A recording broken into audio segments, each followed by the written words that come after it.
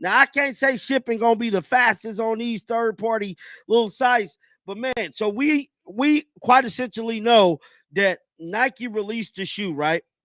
Nike released the shoe this morning for $190. That was the going rate for the signature sneaker. Now, I'm here to tell you, as you guys can see right here on Google, just type in Caitlin Clark Kobe 5. StockX, currently right now, they're going for $345. On GOAT. Basketball footwear markets have experienced unprecedented disruption following the launch of premium athletic shoes associated with rising WNBA talent. The immediate commercial response demonstrates extraordinary consumer enthusiasm that has transformed typical product release patterns within the sneaker industry. Initial retail availability lasted approximately 10 minutes before complete inventory depletion occurred across all official channels. The original manufacturer pricing of $190 quickly became irrelevant as secondary markets established dramatically elevated valuations within hours of the sellout announcement. We have Kelsey Plum. We have Angel Reese, we have Haley Van Lith, and I'm only mentioning Haley Van Lith and Angel Reese because this is the graphic that they love to shove in our face.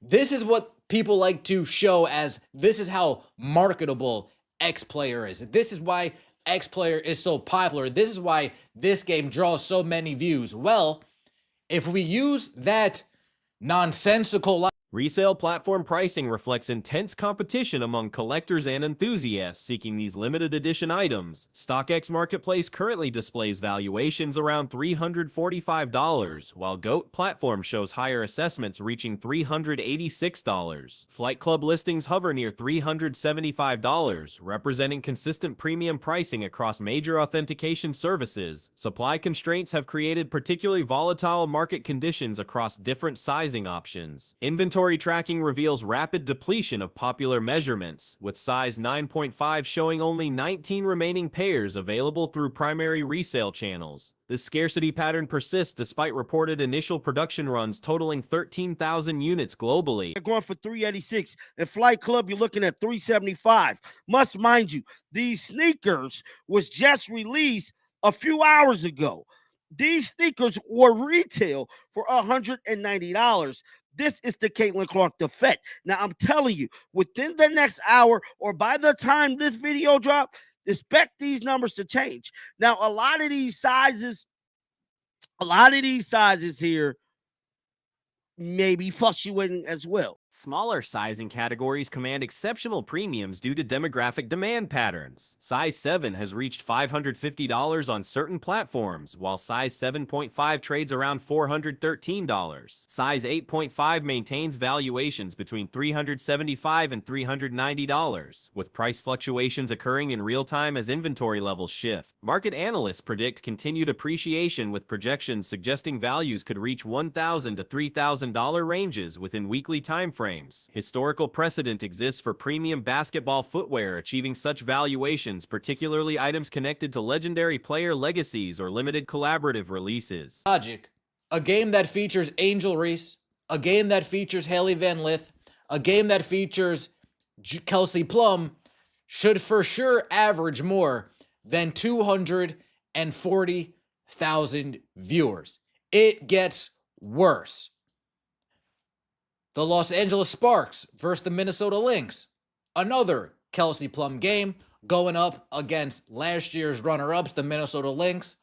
Top 2 player in the league. Future product launches may influence current market dynamics, with industry sources indicating additional releases scheduled for October, featuring alternative colorway options. White and sky blue design variants are anticipated to generate renewed interest, potentially affecting demand patterns for existing inventory as collectors pursue complete series ownership. Distribution logistics vary significantly among major platforms, creating additional complexity for potential purchasers. GOAT typically provides expedited authentication and shipping services, while StockX may require extended processing period. Flight Club maintains established reputation for premium basketball merchandise but operates with longer delivery time frames, typically 15 days for order completion.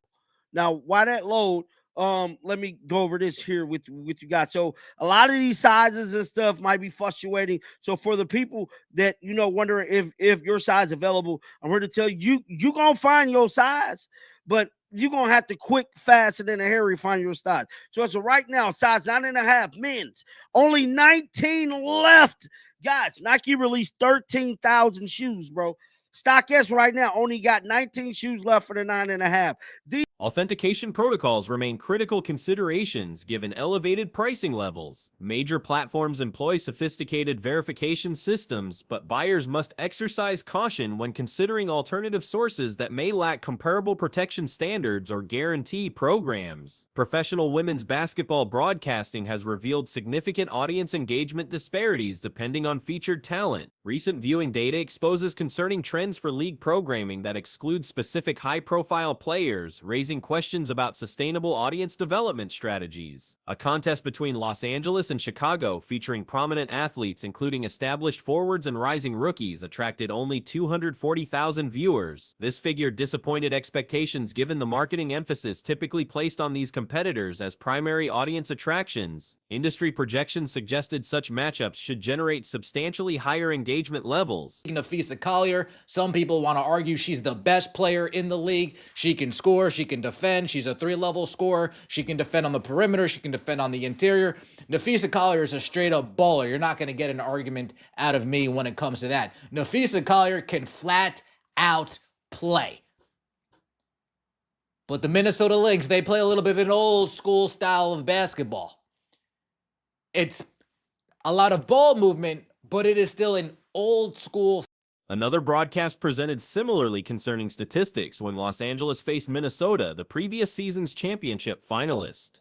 This game included elite performers widely recognized for exceptional versatility and defensive capabilities. Despite featuring top-tier talent and competitive storylines, the contest drew merely 220,000 viewers. These are these sneakers here. What just happened? Okay, so these are these sneakers here, bro. So let's scroll down to see how many sizes left. Now, this is just one site. This is StockX. Now, these are, some other Kobe's. Now, these are other Kobe prices down here, bro. Kobe 5s. And as y'all can see, they're in the $2,000 range. Now, these ain't Caitlin Clark shoes, but I promise you, any amount of money, Caitlin Clark shoes, expect these shoes to get in $1,000. The most troubling viewership figure emerged from Connecticut versus Las Vegas programming, registering only 100,000 viewers through specialized basketball networks. This number represents new low points for league audience engagement and suggests fundamental challenges in viewer retention and attraction. Combined viewership across these three broadcasts totaled approximately 560,000 viewers. This aggregate figure fails to match individual game ratings achieved by specific star players, with documented instances of single contests generating 581,000 viewers during lower-rated appearances and peaking at 624,000 for premium broadcasts. Style of basketball, the Los Angeles Sparks versus the Minnesota Lynx, 220,000 viewers. But don't worry, it gets worse. Look all the way at the bottom of your screen. Sun versus the Aces, the Connecticut Sun versus the Las Vegas Aces. You saw that correctly, folks. Your eyes were not. Such dramatic audience variations occur despite programming through relatively niche television networks with limited distribution compared to major broadcasting platforms. The consistency of these patterns suggests systematic rather than coincidental viewer preference differences. These statistics will likely influence future league negotiations regarding compensation structures and revenue distribution agreements.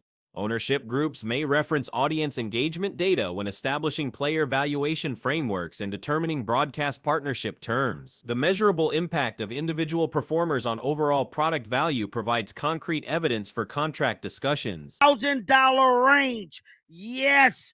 Guys, I'm telling you right now, I'm finna order me a pair. These shoes right here are going to go into the $1,000 range.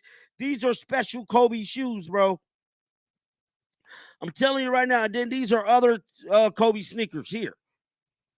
But as y'all can see, when there's special releases, special editions are like this. So as of right now, they're sitting at the average going price on StockX. Now, this is StockX.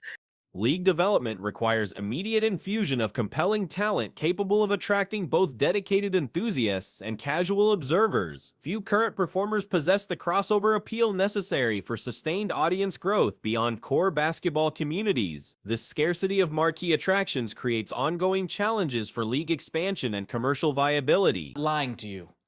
100,000 viewers on NBA TV. 100,000 viewers on NBA TV. Now, I'm no mathematician, but if we take 240 and we add 220, 460, give or take. Sorry, I'm not a genius. And then we add another 100,000, 500 and Marketing campaigns have begun capitalizing on established star power through strategic product placement and brand association. Recent commercial productions feature sophisticated visual elements including iconic logo integration and pop culture references designed to broaden appeal beyond traditional basketball audiences. It's currently $325, bro. $325. Now let's head on over to another platform. Now I normally get all my kicks from either GOAT, Flight Club, or somewhere like that because they're shipping faster. Now StockX shipping might take a little minute, man, but GOAT pretty quick about this.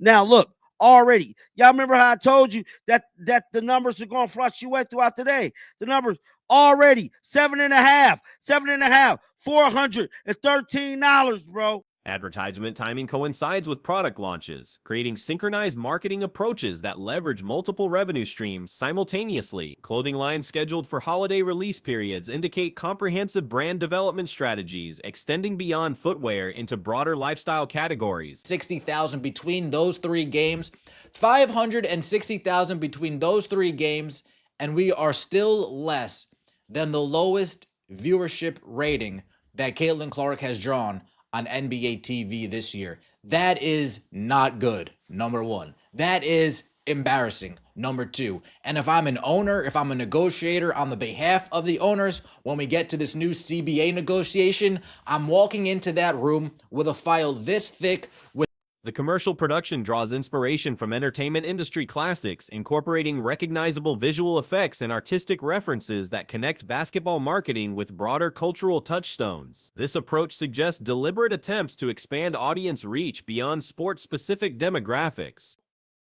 $413 for 7.5. Trying to tell you, bro. 7.5, $413, best price. Best price, bro. I can't make this up. I'm telling you, these shoes are going to be in the $2,000 to $3,000 range by Friday. I can promise you that. I'm telling you right now.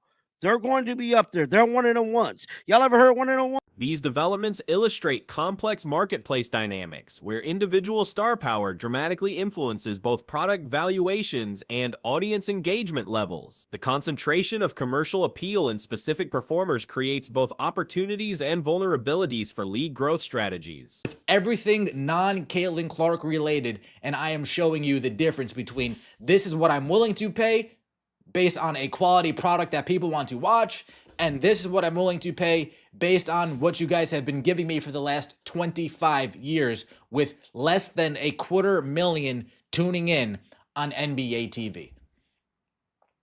240,000, that's not very good.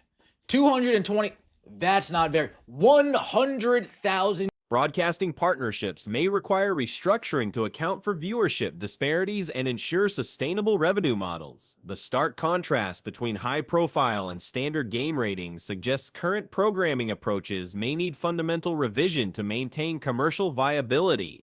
These are one of the ones, bro. You got to have them in your collection because they're going to have value. Hold up, I didn't show y'all the page. So, look, as y'all can see here, look, it just went up to $500. Look, $500. It just jumped up to $500 right there, bro.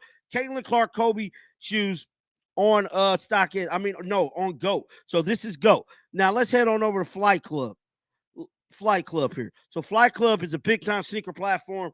Guys, this is where Future product releases will likely continue generating significant secondary market activity, establishing new benchmarks for women's athletic footwear valuations. The precedent set by current pricing levels may influence entire category expectations and manufacturer strategies for comparable launches. Is embarrassing. I thought we might have actually gotten away from that.